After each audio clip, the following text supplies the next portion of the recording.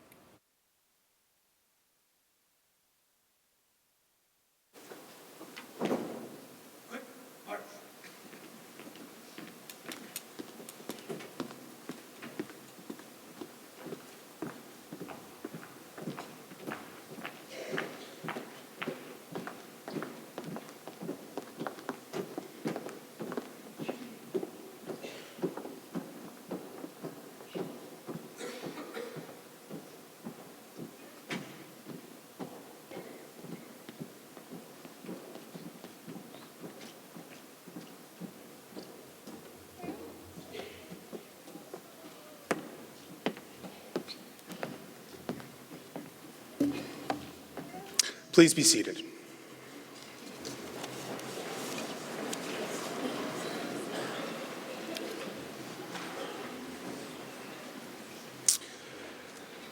Just prior to the beginning of these proceedings, the Prentice family met with Grand Chief Weaselhead of the Blood Tribe, and we will commence today by recognizing that we are on the territorial lands of the Treaty 7 First Nations. Welcome. We have gathered together today to remember and to celebrate the life of Peter Eric James Prentice, Jim. And while today's state memorial is for Jim, he was not the only life that was tragically cut short in the events of 2 weeks ago. The Prentice family is not the only family who have lost a loved one. Our thoughts and prayers are with all those that have been impacted by this terrible accident, and particularly with the families of Ken Gallatley, Sheldon Reed, and Jim Crook. Some of those families are here today, and we mourn with you. Their legacies shine as bright as the man who we are here to pay tribute to today. When I met Jim Prentice, he was a wannabe politician and I was a young wannabe politico. In the naivety of youth, I thought that I was the one taking a chance on him. Well, of course, we know it was him that took a chance on me. I was charged by his lifelong partner in political crimes, Randy Dawson, with establishing a relationship with the Ottawa Press Gallery for his national leadership campaign. It isn't easy to start that from scratch, and Ottawa can be a tough nut to crack. So as I cold called journalists, I would simply say, "Hi, my name is Jason Hatcher, and I would like to talk to you about someone else you don't know." Boy, Jim, they sure know who you are now. But today we are not here to remember a politician, but rather a great person, a great Albertan, a great Canadian. Jim Prentice was more than Premier of Alberta, more than a Chief Operating Officer of the country. Jim was a husband, a father, a grandfather, a brother, an uncle, a friend, and a mentor. Today is about the legacy that he has left us in all of those capacities. I would now like to invite the Black Otter Singers, Herman Yellow Old Woman, Cole Healy, James Blackrider from the Siksika Nation, who will perform an honor song.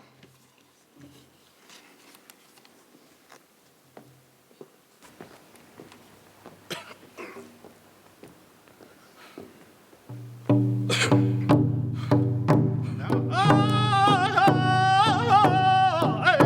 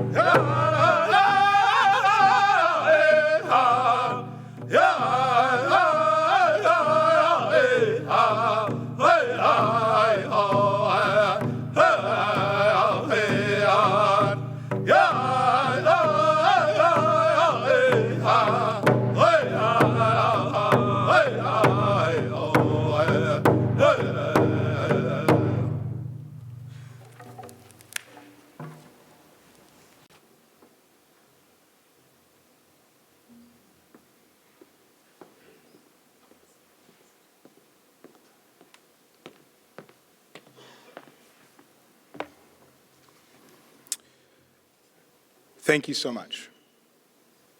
I would now like to ask someone who is not only here in her official capacity, but also as a long-time friend of the Prentices. The Lieutenant Governor of Alberta, the Honourable Lois Mitchell.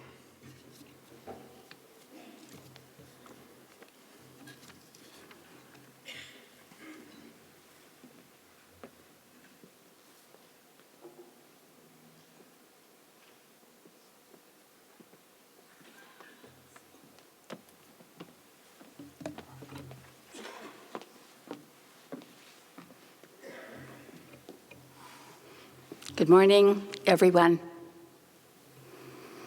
It is my sincere honor to share a few thoughts about our friend Jim, a great Albertan and a great Canadian. The first thing that I think should be mentioned is that my husband and I, Doug, and I think you've already heard that, we were not alone in calling Jim our friend.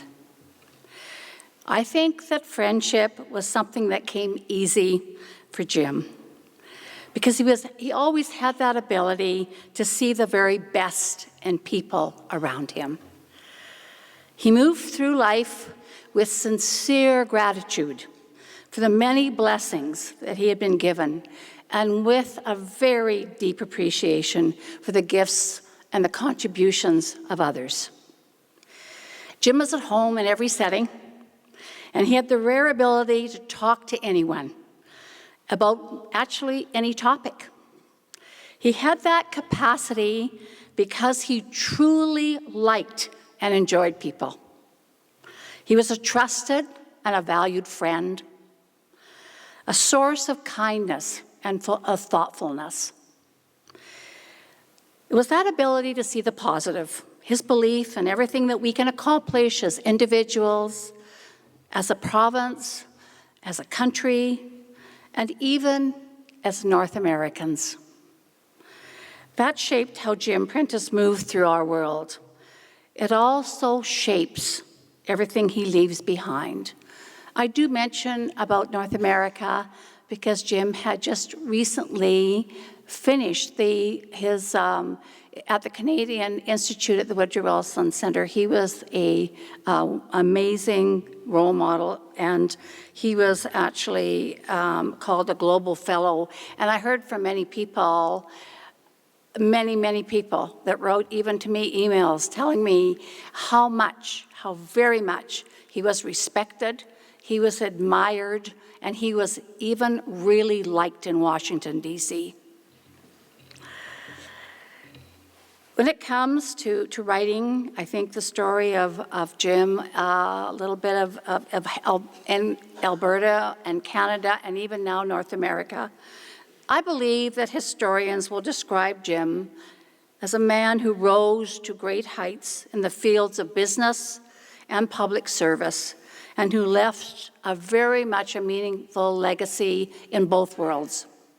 But I hope those stories will also capture the essence of the man, the spirit that countless people across Alberta, Canada, North America are going to be remembering today. He taught us about courage. He taught us about fortitude in tough times. You know, he showed us what real strength was all about. Despite his many and varied accomplishments, Jim Prentice was first and foremost a very proud husband, a very proud father, and a very proud grandfather. Jim and Karen were great, the greatest of partners. At his 60th birthday, I wrote a short poem about Jim. I thought it was pretty corny, and it was. And Karen actually agreed with me. However, Jim was very amused and touched. She immediately showed it to him by this very simple gesture. So when Karen asked me to speak, she mentioned about the poem. And I woke up today remembering that little conversation. So this is for Karen, as corny as it's going to be. He made the very best of his life. He did not give up when there was strife. He showed us all how to love and to care. He would not want us to be in despair. We will never forget his life of skill. We feel his presence with us still. Yes, he was taken from us too soon. He still had much to give, but his contributions will endure, and his kind and positive ways will live on in the hearts of all of us who were fortunate enough to know him. To Karen, Christina, Cassie, and Kate, and your families, please know that we are keeping you in our thoughts and our prayers. Thank you.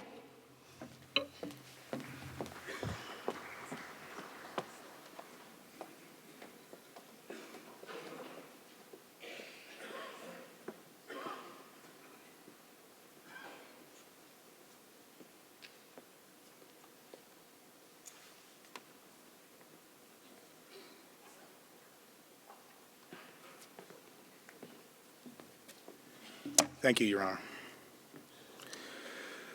Throughout the last 2 weeks, Karen and the Prentice family have been deeply touched by the support that they have received from across Alberta. I would now like to invite the Premier of Alberta, Premier Rachel Notley, to come to the stage.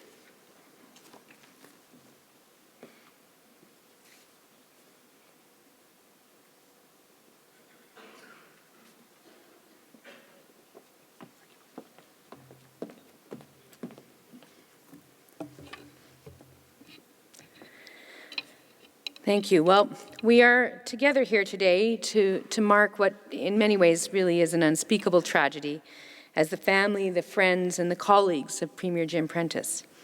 We're also here to remember, though, and to celebrate a remarkable Albertan whose contribution will long benefit every citizen of this province.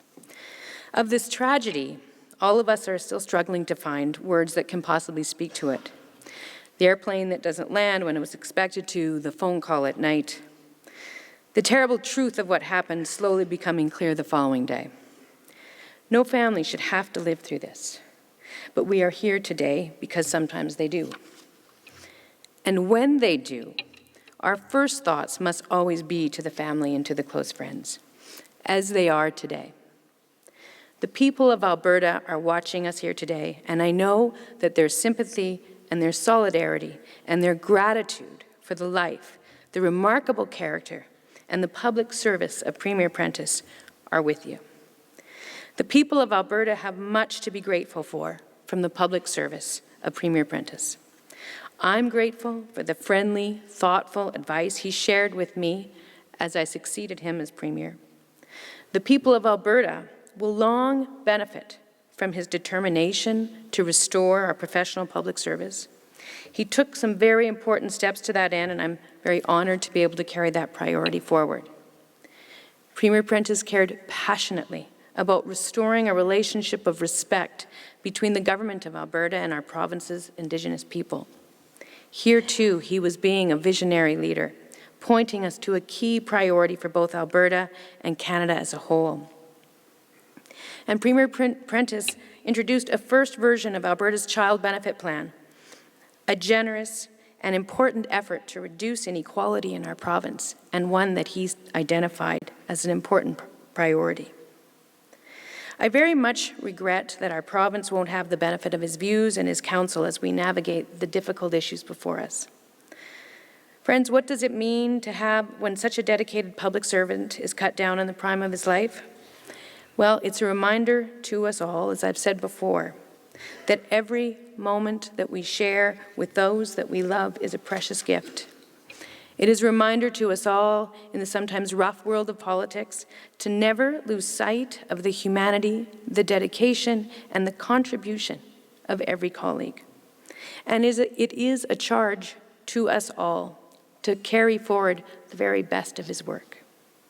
That is exactly what all of us who were his colleagues in the legislature of the province of Alberta from every corner of the House will leave here determined to do, which will be, I believe, one of the very best ways we can pay lasting tribute to this friendly, thoughtful, talented, dedicated leader and brilliant public servant, Premier Jim Prentice.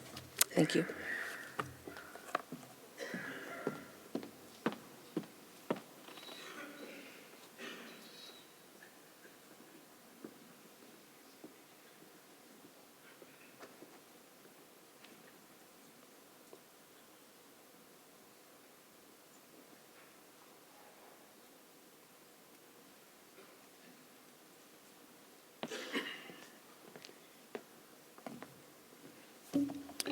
Thank you, Premier Notley, and thank you to your office and you personally for the support that you have shown to the Prentice family throughout the last couple of very difficult weeks.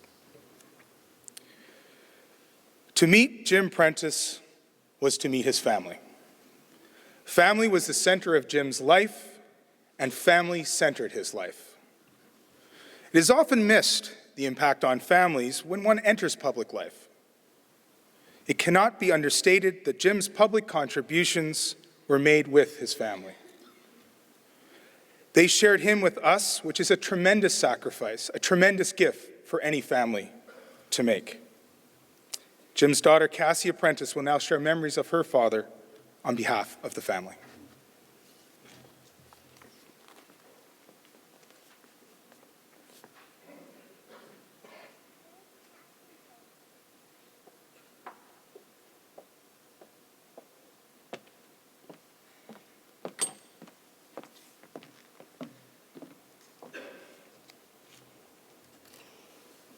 Good morning. On behalf of our family, I wish to extend gratitude to all of you for being here today to remember the life of my father, Jim Prentice. In your outpouring of support in recent days, you have so often found the words that fail us as we try to cope with the enormity of our loss. As you have stood from coast to coast in observance of moments of silence, you have shared the weight of the emptiness that bears down upon our hearts.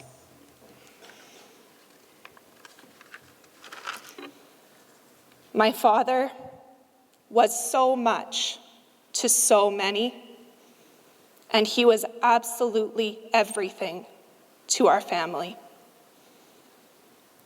In the beginning, my father was a devoted son and treasured prince to his parents, Wilma and Eric. I pray that my father has today been reunited with his mother and father, and that he can know for all eternity the pride that they had in him and all that he accomplished. His life was lived as a pledge to his parents, one of integrity, kindness, hard work, and community. Those principles and the man who embodied them were bedrock to our family. To his sisters, Karen, Joanne, Lori, and Nancy, and their families, he was both middle child and loving center around which we would all so often gather. No matter his public accolades, he was ever Doc Prentice's boy to the extended family who held him dear. This was a man of great humility. To Kate, Christina, and I, Dad was a doting father and an absolute champion. We were each so deeply loved and cherished by our dad, and in turn, we too held him above all others. I idolized my father as a child, but I am grateful also to have had these 2 short years together as adults, where my admiration only grew. I was always so proud to walk into a room with my father.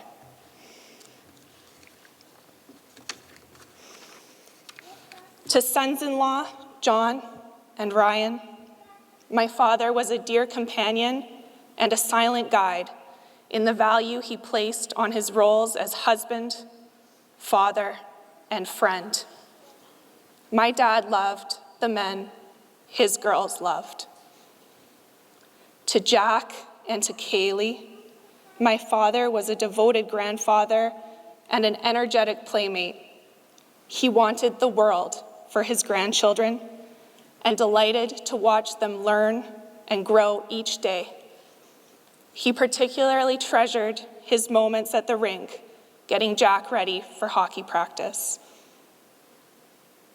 Finally, for my mother, Karen, my father was a true partner and best friend. From their first days together, he dreamed of an eventful life dedicated to public service. Through their 33 years of marriage, what he accomplished in life, they accomplished together. My father owed so much to my mother's love and support, and he would often remember fondly the days they were, in his words, poor as church mice, setting out hand in hand to conquer the world. We should all be so lucky to be as loved as my mother was by my father. My father was a deeply thoughtful and generous man. In recent days, so many dear friends and family have described how my father made them feel. Always welcome, always comfortable. His home was open to all, and there were few Prentice gatherings that didn't also include close friends, staff, or colleagues amongst family. My father surrounded himself with people he loved, and he forged enduring relationships of mutual trust and respect. Today, we also mourn the loss of one such friend and family member, my beloved father-in-law, Dr. Ken Galatly. His boundless energy and joy for life found its perfect match in my father. Our family will forever treasure the memories of their laughter together in what we could not have known would be their final days. The tragedy of their passing remains impossible to believe, and today I find I am still not ready to say goodbye to my father, to our bedrock. But because my father cared so deeply about this country, this province, and the people in it, we know that we do not grieve alone. Broken and shattered, we must all today stand tall on the foundations that he laid: integrity, kindness, hard work, and community, but most importantly, the love of family. Thank you.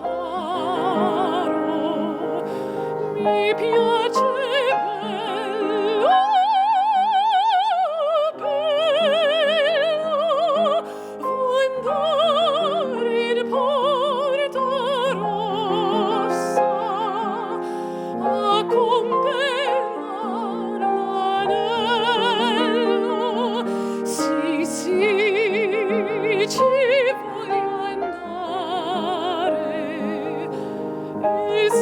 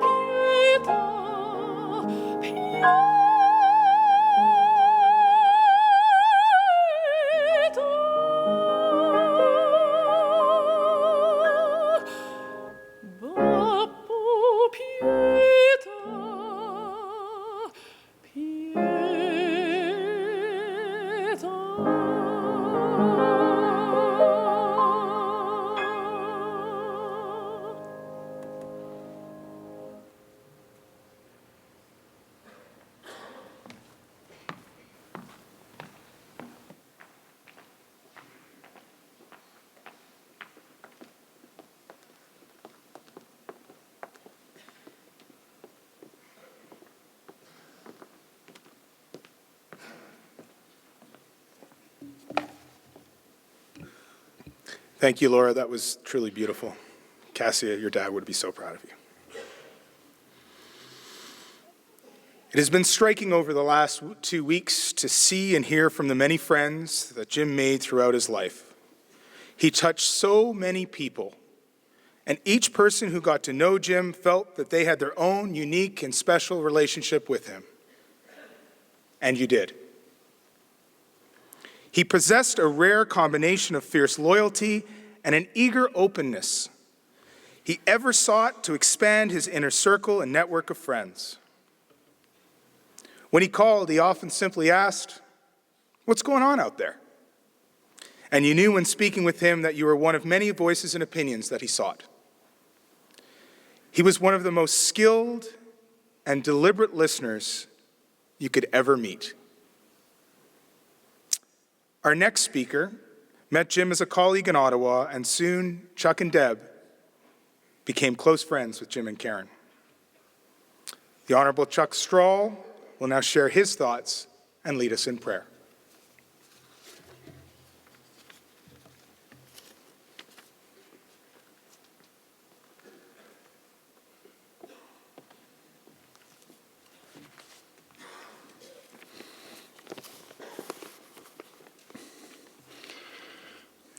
Jim was my good friend.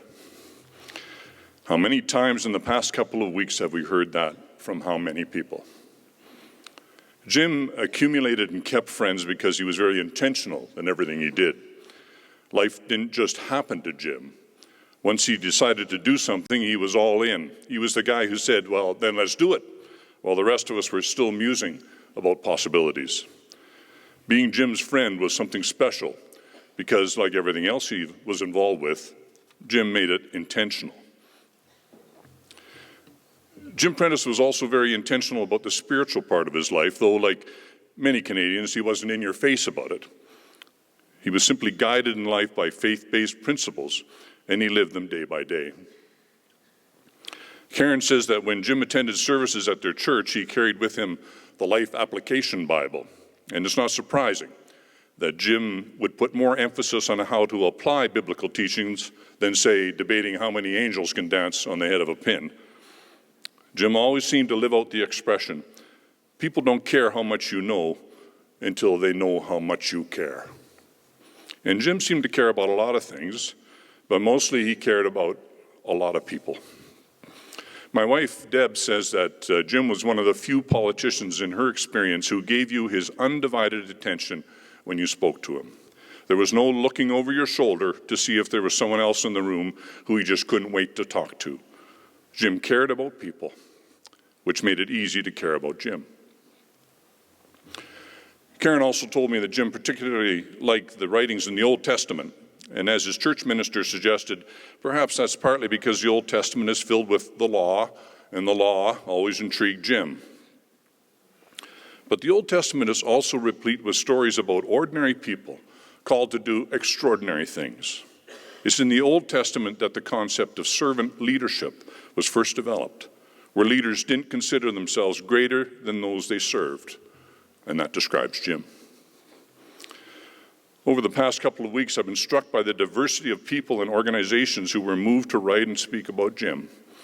The arts community, public servants, Indigenous people, business leaders, environmental advocates, the Calgary Police Foundation, political friends and foes alike, his church family, the Children's Cottage Society, and many, many others. And typically people wrote and spoke not just about the magnitude of his accomplishments, which were many, but even more so they spoke about the content of his character. It seems that Jim made a habit of living up to the Old Testament words to act justly, love mercy, and walk humbly with the Lord. All of us will miss Jim, but as difficult as it has been to wrestle with his loss, we also know that it is his family who has the most grief to bear. Jim was a cherished family, a cherished member of a big family. He was a beloved brother. He was a loving and generous father and grandfather. And to Karen, he was a loving and devoted husband, a true partner in all they did and planned and built together.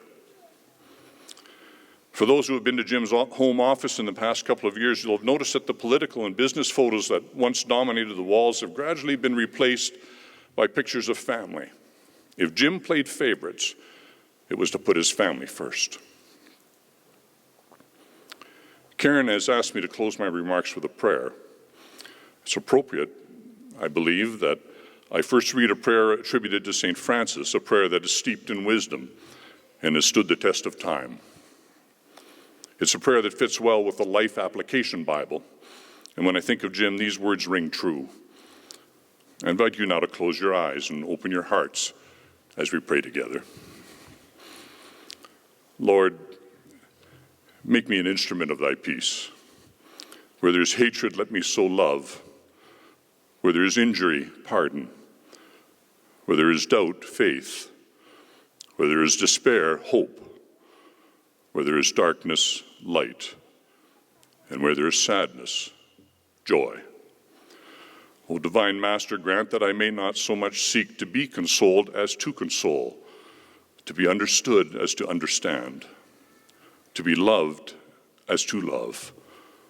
For it is in giving that we receive, it is in pardoning that we are pardoned, it is in dying to self that we are born to eternal life. And now, Heavenly Father, we thank you for Jim's life and for those cherished memories we have, even though we find such great sorrow in losing him.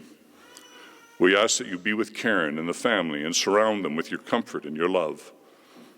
We ask that they would sense your presence and that you would give them a supernatural sense of peace that passeth all understanding in these difficult days that are so hard to understand and in the days to come. In your precious name we pray. Amen.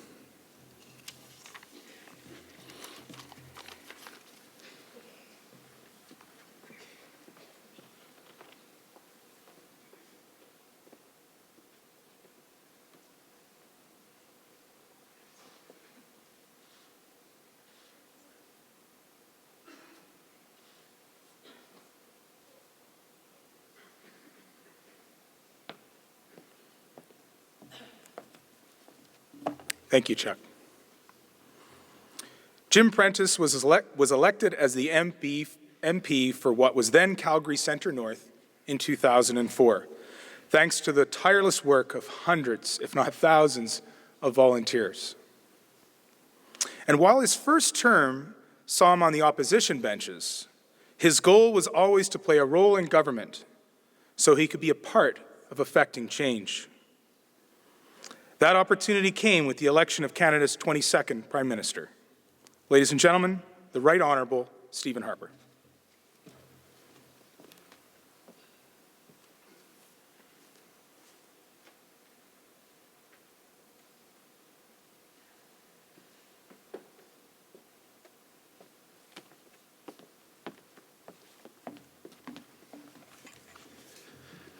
Merci beaucoup. Thank you, Jason. Your Honours, Lieutenant Governor Mitchell and Doug Mitchell, Premier Notley, Leader of the Opposition Jean, Chief Justice Fraser, former Lieutenant Governor Ethel, former Prime Ministers Clark and Campbell, former Premiers Stelmach, Redford, and Hancock, so many distinguished, present and former representatives of all levels of government and of the diplomatic corps, friends, acquaintances, and admirers of the Honourable Jim Prentice, and of course, Jim's family, daughters Christina, Cassie, and Kate, sons-in-law John and Ryan, grandchildren Jack and Kaylee, brothers and sisters, and of course, Karen. We have all been shocked and deeply saddened by the events that have brought us together today. But we know that nobody can feel Jim's loss more deeply than you. We've lost a colleague and a friend. You've lost so much more. Girls, your father, Karen, the love of your life. Just let me say this, that I could see how deeply he loved his family. I can tell you his whole being would literally just light up when he talked about the strong, successful, and loving women in his life. So Karen, You and your family, all your family, are very much in our thoughts and prayers. And I think you are also in the hearts of so many thousands of Canadians, of Albertans, who admired Jim, who deeply respected him, and who have rushed forward in droves to say so. Let us also take a moment to acknowledge that we share our grief with those who mourn the companions of Jim who passed with him on that fateful day. We think of them all as well, and God bless all of them. Now, ladies and gentlemen, friends, I want to talk most particularly about Jim Prentice, the politician. I knew Jim only by reputation when he phoned me in March of 2002 to indicate that he would resign as Progressive Conservative by-election candidate in Calgary Southwest so that I could more easily assume the position of Leader of the Opposition, then held by the Canadian Alliance. He said it was not an easy decision for him, but it was the right thing to do, and he hoped that I would use my position to advance the prospects of unifying the Conservative movement. What Jim did was not without controversy in some circles, but what Jim did, which was the essence of the man, was to put his ambition to the service of the wider cause and of the greater public good. And from that point forward, our careers in federal politics became forever linked. Jim's act was also an important one of many that contributed to the formation of the new Conservative Party of Canada a year and a half later. And last night, a number of us, former colleagues of Jim, gathered and we talked about how that led not only to political success, but to relationships that will last a lifetime. Jim, of course, became a champion of our new United Party, and not long after, he became the Conservative Member of Parliament for Calgary Centre North, and quickly, a key member of our shadow cabinet.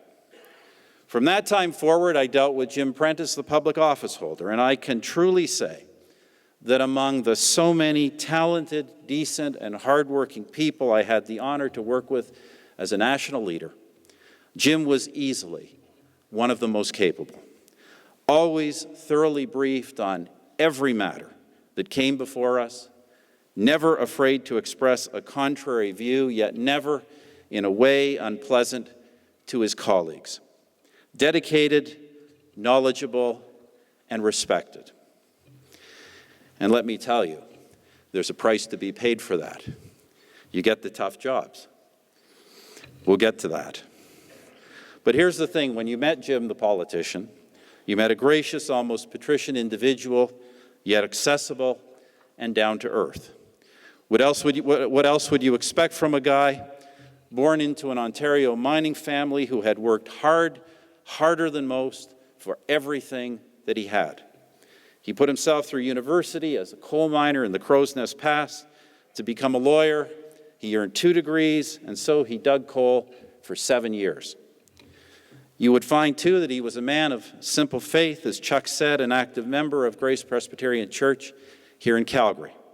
You would find that as a newly minted lawyer, he specialized in social justice cases, especially those relating to basic property rights. And of course, he built a successful firm here in town.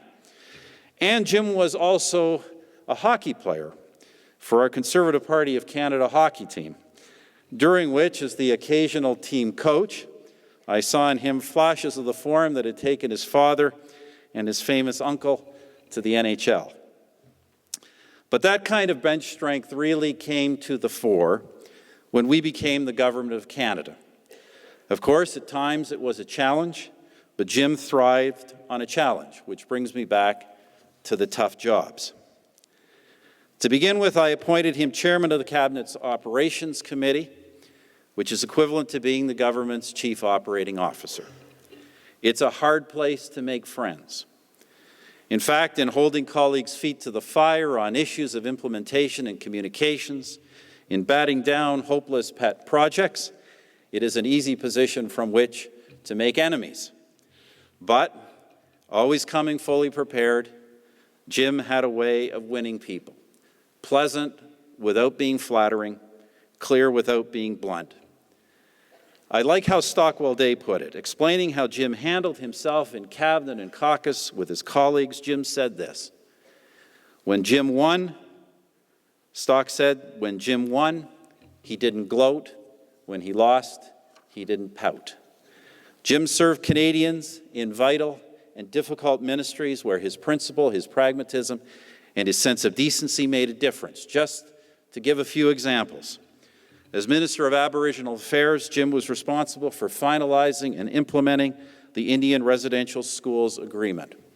It was an enormous job, but his efforts went beyond mere symbolism. His goal was to bring meaningful improvements to the lives of ordinary Aboriginal people, to those outside the power structures, to secure equal rights for Aboriginal women, to get accountability to on-reserve people for public funds, to obtain for them good services, clean water, to relieve the burden of dependency. Likewise, as industry minister, he sought better opportunities for innovation and growth for Canadian businesses without making them wards of the taxpayer. As environment minister, Jim took particular pride in the expansion of our national parks and major conservation initiatives. He refused to be boxed in by false claims that jobs in the energy industry had to be destroyed to advance our ecological objectives.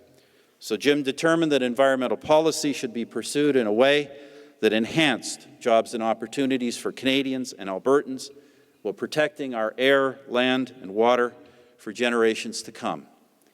And long after he left Ottawa, he pursued this conviction in Alberta, knowing, as only those with roots in other regions of this country truly understand, that a slowing energy industry in this province invariably weakens the entire Canadian economy.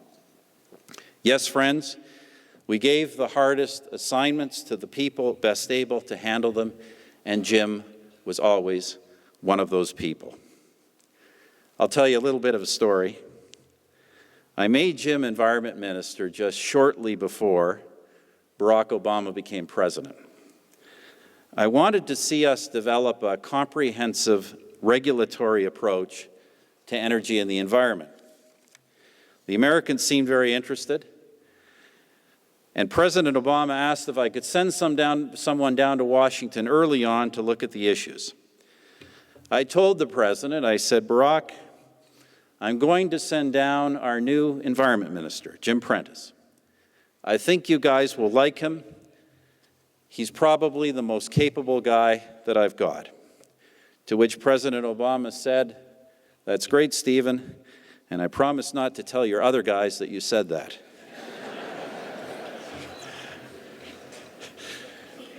But Jim really was one of the best in intentions and in performance. And in his long public service career, he always gave Canada and Alberta his very best. That is how he deserves to be remembered. Now, friends, Jim's passing reminds us all that we do not know the number of our days. We can only live the days we have with our priorities well ordered. Jim did that. He did well for his country. He did well for his colleagues and friends. He loved his family. So I say once again, for Maureen and my family, God bless you, Karen, and your family, and farewell to Jim, our friend and colleague. We will remember you.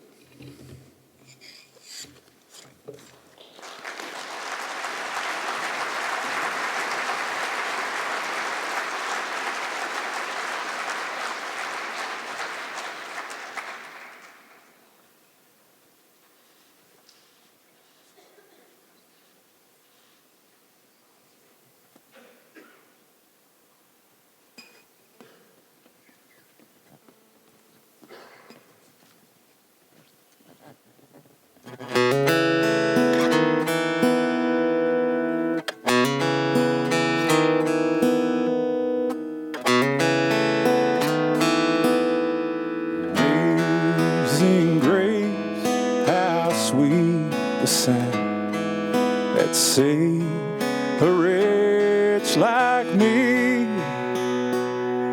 I once was lost, but now I'm found.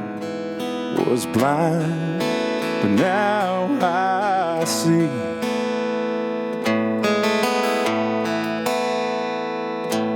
'Twas grace that taught my heart to fear, and grace my fears relieved. How precious did that grace appear the hour I first believed. My chains are gone, I've been set free. My God, my Savior has ransomed me. And like a flood, His mercy reigns, unending love, amazing grace.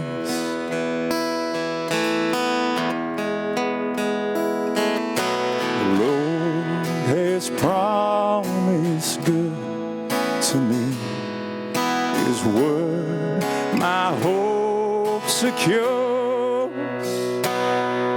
He will my shield and protection be, as long as life endures. My chains are gone, I've been set free. My God, my Savior has ransomed me. And like a flood, His mercy reigns, unending love, amazing grace. My chains are gone, I've been set free. My God, my Savior ransom me, and like a flood, His mercy reigns, unending love, amazing grace, unending love,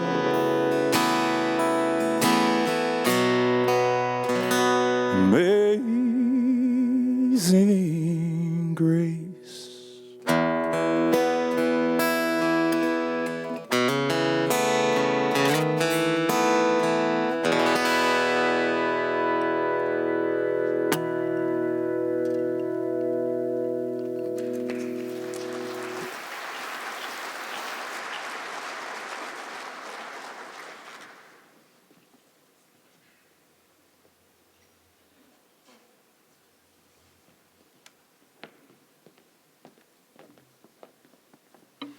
Thank you to Mr. George Canyon for that touching rendition, and thank you, Prime Minister Harper.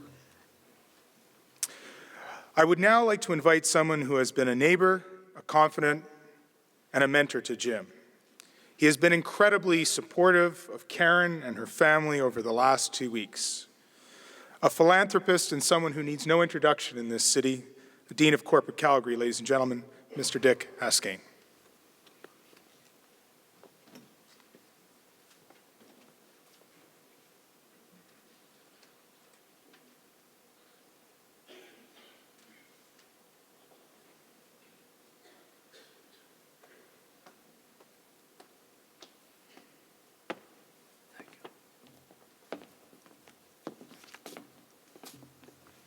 Thank you, Jason. Do you remember the Prime Minister's comments about the important people here and how he welcomed them? Well, I second his motion, but I also like to add our Prime Minister as well. Mr. Harper, you've been a wonderful friend and a good job in what you said, and was very sincere, I know. It's an interesting reason that I'm here. Well, it was mentioned that we've been neighbors, and we have on Crescent Road for almost 2 decades. But the relationship, quite frankly, goes back a lot further. You should first of all understand, I maybe don't look it, but I'm more than 20-odd years older than our wonderful friend Jim. And we had a lot in common, perhaps more than most people would realize. We both graduated from the University of Alberta in Commerce. Mind you, I was 20 years ahead of Jim, quite frankly, before the University of Calgary was even initiated. That was 50 years ago. So that goes back a long ways. In addition, when Karen and Jim finished their legal training, and they came to Calgary, that was in the early 1980s, of course, and we had just, at that time, some of you are old enough to remember the National Energy Program. And I remember it particularly well because I happened to have had quite a good business career up till that point. I'd been around for more than 20 years and was president of a company called Hudson's Bay Oil and Gas. And of course, as you might imagine, we were later taken over primarily as a result of the National Energy Program, how it was structured. Turned out it was the biggest takeover in Canadian history at the time, over $5 billion. So the interesting part, though, is that this young lawyer who shared these roots of mine, we're both small-town guys. I came from Gleason. You don't know where it is, but it's just out here 60 miles. And he came from the Crow's Nest Pass. So we shared that, and we were both fairly good hockey players. The only thing that he never, I don't think, either recognized and certainly didn't accept was that I was the captain of a midget team in 1948 or 49, and we beat the Coleman team, and he never forgot that. I don't know if he even knew it, but he didn't like to recognize it. So we go back a long ways. In addition, he even then had an interest in Aboriginal affairs, and of course, excuse me, in my world, I'd lived most of my early life and continued there in the little town of Gleason, which was right adjacent to Siksika Reserve. Our house was within 200 yards of the railroad track. And I spoke the Blackfoot language fairly well, at least everything in the butcher shop, but I did have a reasonable command of that. And so that, plus a number of other things, were fascinating to Jim in our early days. He was a very young, impressive, intelligent fellow, and so I was helpful to him more as a father image because of the age difference, the experience that I'd had in business, because Hudson's Bay was a very good company, well respected. So, quite frankly, he used that, and I used it in a polite way, to understand more about the implications of the National Energy Program, because it was critical, and he tried to understand it from a business point of view, as well as, of course, a legislative and legal point of view. So with the relationships that we had between small-town people, 20 years age difference, different backgrounds, it became a common thing in his different roles in life, in the political arena. And so I feel honored that I was able to provide him, only when he asked, of course, about some of the issues that were so critical to our country. And he developed that in a way that we all recognize now, but it goes back a long ways. Because even now, at age 60, which was tragic, he was working on the principles that he clearly expresses on whether it's the economy, energy policy, and of course in later years, as a former chairman of two of our big pipeline companies, Enbridge and TransCanada, he used my knowledge, which was probably biased in terms of pipelines.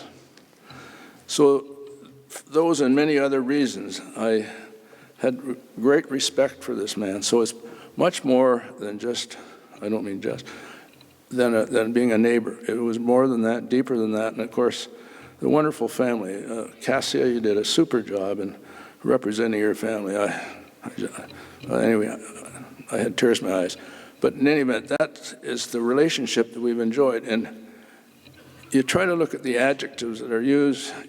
The press, I don't remember the press from across this country, and indeed broader than that, of the way it was handled, and the recognition he got was simply outstanding. I was so proud of that.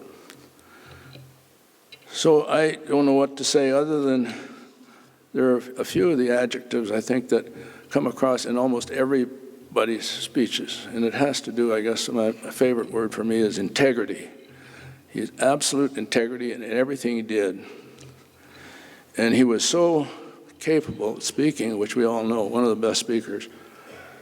And it was illustrated to me one time when a good friend of mine, who's quite blunt, he'd had a difference of opinion on something with respect to Jim. He didn't know him well, but so he said, Haskell, I've been talking to that friend Prentice of yours, and he said, well, what do you think of him? I said, you disagree with him? He said, that guy is so damn smart, speaks so well, he can tell you where to go in such a way you look forward to the trip.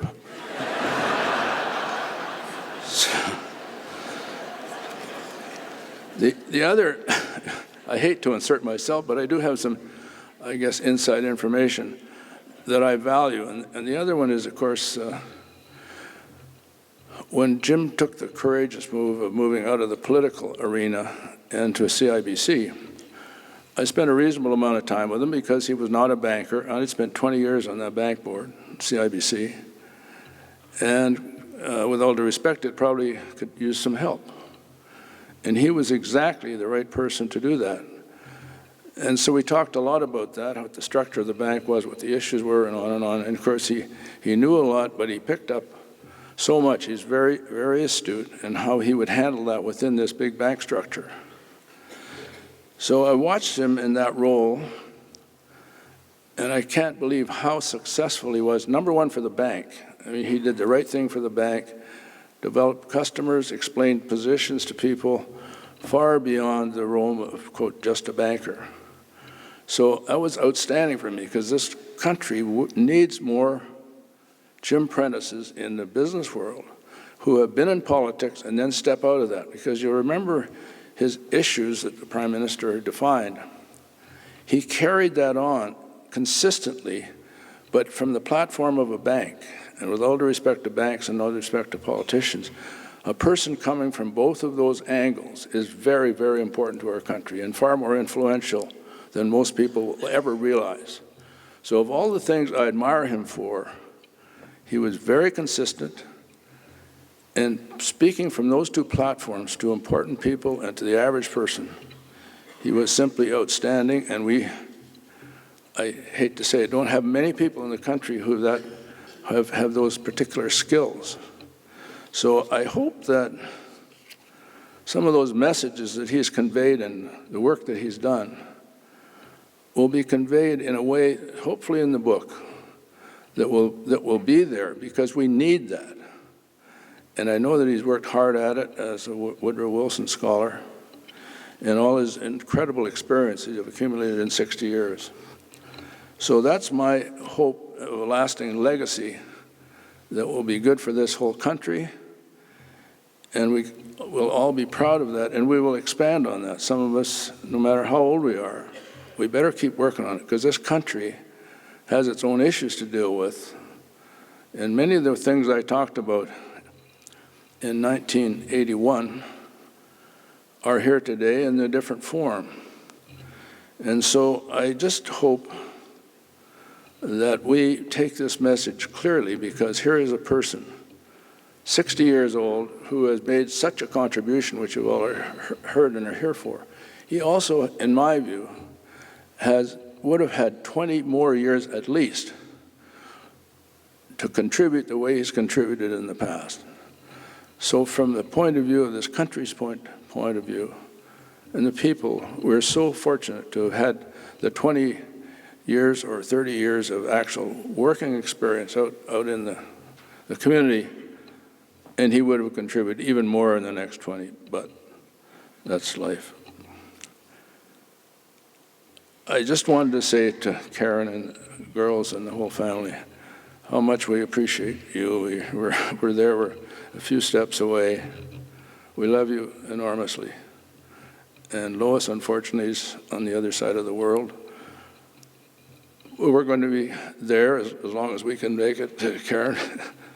So we're going to be there to continue to do whatever we can. So I hope you know that sincerely. So I'm honored to have been asked to do this, and I'm not a great speaker, but my heart's with you, and thanks for coming.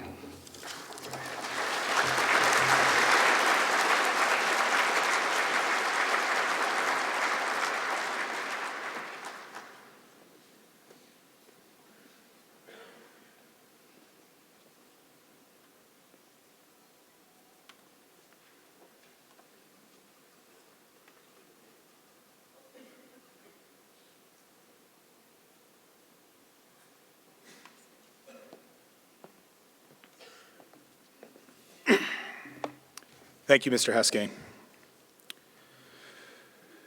During difficult times when we are challenged to the point of not knowing where to turn, it's friends that jump into the breach to see us through. In the past 2 weeks have been truly, truly difficult.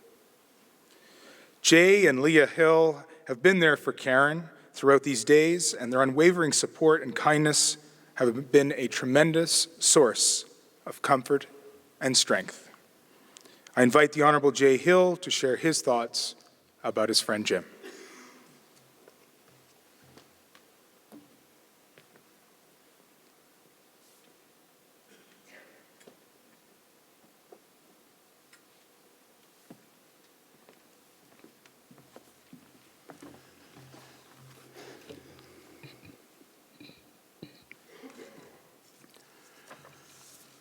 I think before I start my prepared notes, I just want to state what I believe all of us are thinking right now. There are no words. There are no words that can possibly describe the enormity of the loss of Jim Prentice. To his family, to his friends, to his province, and to his country. Jim Prentice was my friend. He was the best kind of friend, always considerate, supportive, interested, and encouraging. Jim was also a friend to many others, hundreds in fact, as we've heard repeatedly today. How he found time in his busy life to be such a good friend to so many people from different walks of life, different segments of society, and different cultural and ethnic backgrounds is an amazing and lasting tribute to the man. The testament to this is before me today by your presence, as we all come together to mourn his premature passing and to celebrate his life. His legal friends, political friends, both federal and provincial, hockey and golf buddies, and friends from all the many causes he supported. He made time for everyone, and he made us all feel special. Jim and I started off as colleagues in opposition, then fellow ministers in government, and most importantly to me, great friends after politics. The first time I remember meeting Jim was after he was elected in 2004. He was excited, and he was very keen to make a difference. And his great reputation, of course, preceded him. And on that day, he and Karen dropped by my office. I was the opposition whip at the time, and I was responsible for assigning offices to our new MPs. Well, I'll fess up, Jim didn't get the best office. But he didn't get the worst either, although Karen has constantly reminded me since that she thinks I did give him the worst office.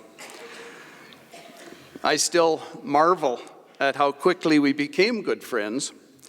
He obviously didn't hold a grudge about his first office on Parliament Hill. Despite his numerous accomplishments, which have been covered extensively in the press and on social media, Jim was a proud but a very humble man. In fact, I think he would have grinned, he would have read a few of the articles, he would have chuckled over some of the journalists who may have been less than kind during his public life, but all the accolades would not have changed who he was at his core, a man who worked his life to protect and defend others. One of the editorials that resonated the most with me was entitled, "If You Knew Jim Like I Knew Jim." And for many of us grieving his death, I'm sure these words summon up your own personal memories of Jim. But the one common thread is that to have really known Jim is to have respected, admired, and yes, even loved this exceptional man. Jim was my friend, but he was more than that, because we'd been through the stresses of politics together, not once, but twice. A funny memory of Jim's humility, or maybe it was just tolerance, was many years ago when 4 of us couples, all federal ministers at the time, gathered for a brief winter holiday in Naples, Florida. The first 3 couples to arrive put dibs on the bedrooms, and when Jim and Karen were, they were subsequently relegated to the suite adjacent to the garage, complete with single beds. I can tell you we were waiting for the outcry about the injustice of it all. But no, they both laughed and they jokingly argued about who got which bed. But they never let us forget that we'd made them sleep in the garage. Shortly after Jim and I retired from politics in the fall of 2010, his retirement with considerable more fanfare, my wife Leah and I hosted a housewarming party to celebrate our move to Calgary. Of course, Jim and Karen were there. However, they could only stay an hour. Well, at about 2 a.m., they finally left. But not before Jim had gone around and introduced himself to everybody in attendance, saying, "Hi, I'm Jim, and I'm unemployed." So many great memories, and so many terrific laughs. As we all know, Jim wasn't unemployed for long, and Dick referred to this. Soon after he retired from politics, he announced he was joining CIBC as their vice chairman, a position he enjoyed except for the time that he had to spend away from his family. By then, Jim and Karen had become grandparents to Jack, his little buddy and his best pal. When Jack was a little older, a friend donated a train set their kids had outgrown, and Jim set it up in the basement for Jack, and some of it is here today. However, it wasn't long before the small boxes from hobby shops far and wide started arriving on a regular basis. And it turns out the little boy and Jim also loved trains. In fact, when we went on holidays after Christmas last year, his first stop was the model train store. Jim had found a new passion, one that he could share with Jack, which made it all the more special. Once Jim started at CIBC, he loved to joke that in his lifetime, he'd had 3 occupations: a lawyer, a politician, and a banker, one of which was actually honorable. And as much as that made us laugh, there was no doubt that Jim made all 3 honorable. Jim and I both shared a love of good scotch and a great cigar. And while partaking, we shared many philosophical discussions and tried hard to solve the world's problems. But one conversation we had will always stand out with me. "What would you think if I decided to return to politics?" Jim asked me one day. My first reaction was, "Are you out of your mind?" But Jim responded, and I remember his words like it was yesterday. "I don't want to look back at my children and grandchildren in a decade and know I could have done something to help Alberta, and I chose not to." And like so many others that are here today, I simply asked, "Okay, how can I help?" And that's the sign of a true leader. That's the effect he had on friends and complete strangers, young and old. And he had a huge youth contingent on his campaigns. Rich or poor, blue collar, white collar, or no collar. People rallied behind Jim. Without even having to ask, he put together a team that was as wonderfully diverse as Alberta is. As has been stated yet today again, Jim was also an excellent listener, constantly seeking the opinions of others, a unique trait in any politician. His art for building great, loyal teams was a result of being a consensus builder, and he often tried his best to avoid unnecessary conflict whenever possible.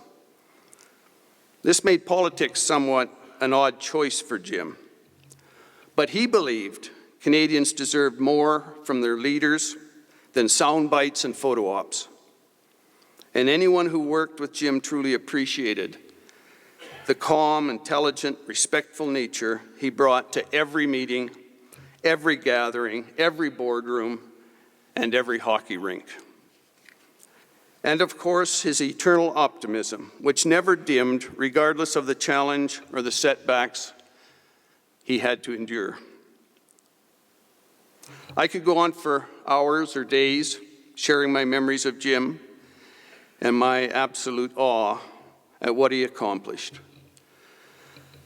But Jim would always say the best part of his life was his family. Karen, always at his side, his best friend, and truly the love of his life. Their beautiful daughters, Christina, Cassie, and Kate, the son-in-laws, John and Ryan, you all meant the world to him, and he never tired of telling us. And of course, his grandchildren, his amazing Jack, and Kaylee, his beautiful wee granddaughter, who always found a way to make her grandpa smile. And I'd like to especially thank Kaylee and her friend Bob Smith for giving us reason to laugh through our tears over the past 2 weeks. And finally, if there is a St. Andrew's in heaven, and I'm pretty sure there is, I suspect Jim and Ken put together a foursome, and they're teeing off for another round right about now. Jim Prentice was my friend, our friend. Rest in peace. We will never forget you. Thank you.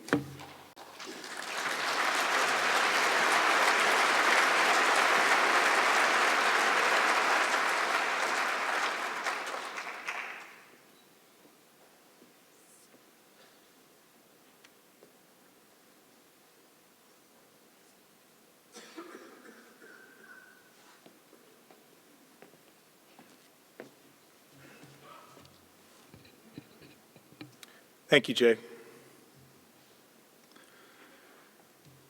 As has been said here today, Jim Prentice had an incredible sense of what is right, and that guided him in the most difficult decisions of his life. And he led by doing what was right, even if it wasn't always the most popular way of thinking at the time. At the start of his career, he fought for the protection of an environmentally sensitive area in southern Alberta known as the Whaleback. He stood shoulder to shoulder with the Sikh community in Calgary to achieve the building of the first gurdwara in the city. In federal politics, he stood up for same-sex marriage, and he worked towards reconciliation with our Indigenous peoples, helping to achieve the residential school settlement. As Premier, he wanted Albertans to be prepared for the impending economic challenges that we now face. So he told us the truth, regardless of the political consequence. Almost exactly a year ago, it was Jim Prentice who stood right here as we mourn the tragic loss of another great leader, another great friend, a great Canadian, Manmeet Singh Bhullar. They shared an absolute commitment to the call of public service. The loss of these two men leaves an incredible gap for their families, for Alberta, and indeed, for our whole nation. It has truly been a difficult year. But while that gap may now seem impossible to fill, it should be seen as a calling, a challenge for us all to meet. Jim always challenged himself and those around him. He continually sought to learn and to be enlightened. He wasn't afraid to change his mind and did not see the evolution of thought as a sign of weakness. Ultimately, what we can learn from the life of Jim Prentice is with every opportunity, every success, every blessing that you realize in life, whether with your family or in your profession, view it not as a personal accomplishment, but rather view it as a duty to give back. Give back to your neighbors, give back to your communities, give back to your province, give back to your country, give back to your friends, and give back to your family. On behalf of the Prentice family, thank you so much for being here today. It truly means so much. I will now invite the Reverend Jean Morris to give a benediction. Following her words, there will be a photo tribute, and then we invite you to the reception in the lobby, where we hope you will stay and visit and share your memories of Jim. Reverend Morris.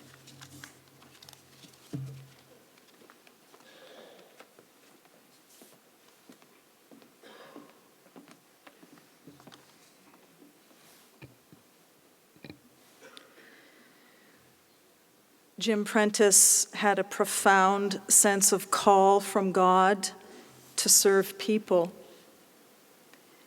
He could see a vision of what could be made better, and he did his best to try to make that vision a reality. Jim believed each one of us is called to use our gifts to serve the common good. While we do not understand the tragedies of life, God gives us a vision of hope of a time where death will be no more, where mourning and crying and pain will be no more. We have hope that nothing can separate us from the love of God, and we have opportunity to support those who mourn. We give thanks for the life of Jim and all that was accomplished through his energy, wisdom, commitment to justice, and the love he gave away, all gifts from God given to Jim. In a spirit of thanksgiving today, in the midst of our sorrow, we commend Peter, Eric, James Prentice, Jim, to the everlasting care of God, Creator, Christ, and Spirit. Into your hands, gracious God, we commend your servant Jim. Receive your Son into your presence of everlasting peace and into the company of the saints in light. Friends, may God bless you and keep you. May God's face shine upon you and be gracious unto you. May God look upon you with kindness and give you peace now and forever. Amen.